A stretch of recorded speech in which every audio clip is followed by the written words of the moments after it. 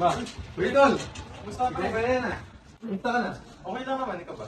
Ayos lang naman. Oh. Tara, dito ka muna. Upo ka muna. Tara, kain tayo.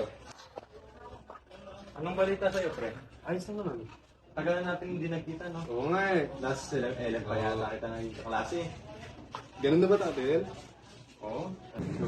Pero pre, ang fresh mo tingnan na. Siyempre. Angas na datingin mo ngayon. Pangas ba? Oo. Pero, ano ba mga ginagawa mo ngayon? Bakit parang ang cool mo tignan? Naiingit naman ako sa'yo. Hindi, baka yung alas ko lang to, boy. Bakit totoo ba yan, pre? Oo. Totoong totoo. Pero saan mo galing yung mga yan? Gusto mo malaman? Oo.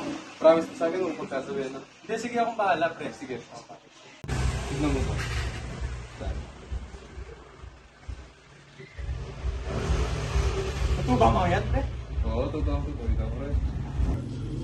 Sige, pre. Hanap na ako na may Sige, gagawin pre. ako. Oh, sige, pre. Next time Sige, ako, pre. pre. Sige. Thank you sa time na, pre. Oo. Bye-bye. Para sa'yo, pre.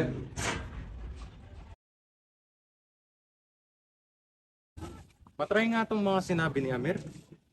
Baka sakaling kumita pa at maging milyonaryo ako.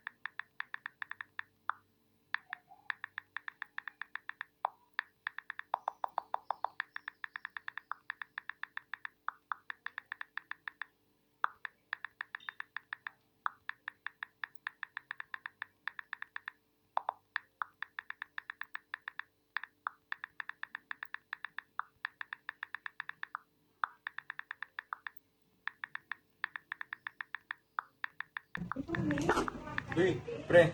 Sorry medyo na late. Traffic kasi sa daan. Ba, bro, ibang-iba ka na ngayon ah. Inaabot sa ating ginagawa mo. Alis may pera ako. Saka gagamitin ko to hanggang sa pagtanda ko. Dahan-dahanin mo lang, bro. Baka kung anong mangyari sa'yo. Malala pa naman ngayon. Huwag kang mag-alala, pre. Akong bahala. Gagawin ko to para sa aking panghanap buhay. Sinabihan na kita ah.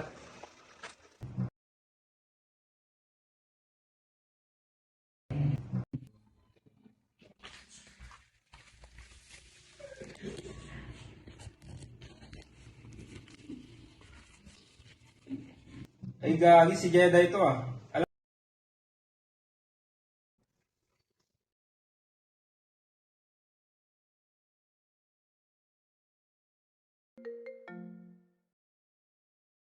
May chika ko sa'yo. Basta promise mo na sa ano ka magagalit.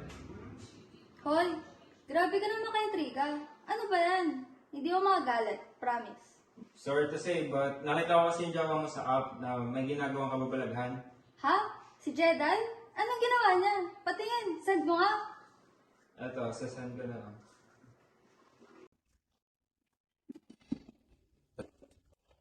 Sorry, ginabi. Pagod sa work? Jedi, ano to, ha? Bakit may ganitong video? Ha?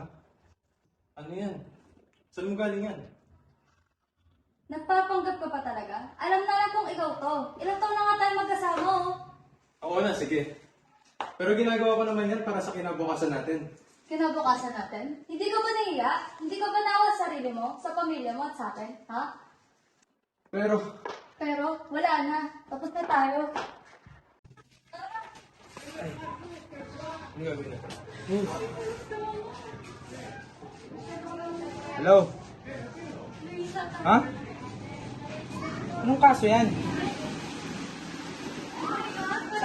Saan mo galing yan? Sige, sige, pupuntahan ko na agad. Ayun na. Saan yan? Sige.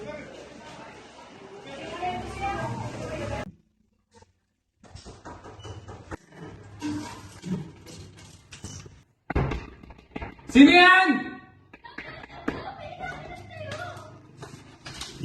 Pinaghahanap sa'yo.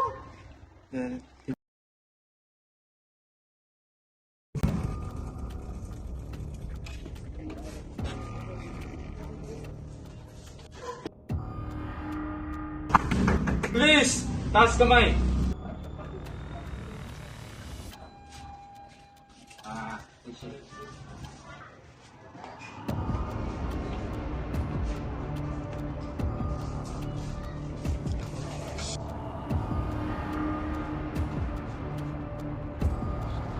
Ikaw ulit.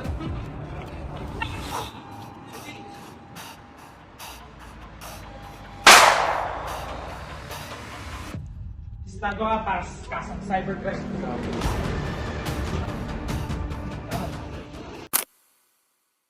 Was finding a much better way of living in which he'll be able to make a lot of money. He found out about the supposed cyber sex scheme in which, according to the source, will make him instantly rich. Lingid sa kalaman niya, ito ang magpapabagsak sa kanya. Nasa batas na isinumite noong September 12, 2012, also known as the Republic Act No. 10175, the Cybercrime Prevention Act of the Philippines, nakasaad dito na kung sino man ang mahatulan ng cybersex at naging guilty sa kasong ito ay makukulong o kaya papagbayaran ng mahigit kumulang 200,000 pesos pero hindi tataas sa 1 million pesos. Hindi sagot sa kahirapan ang pagsa-cybersex. Kahit kailan, hindi ito magiging solusyon upang tumaas o maging maganda ang estado ng buhay. Mas maganda na mag-aral ka at magkaroon ng legal na mapagkukuhanan ng pera.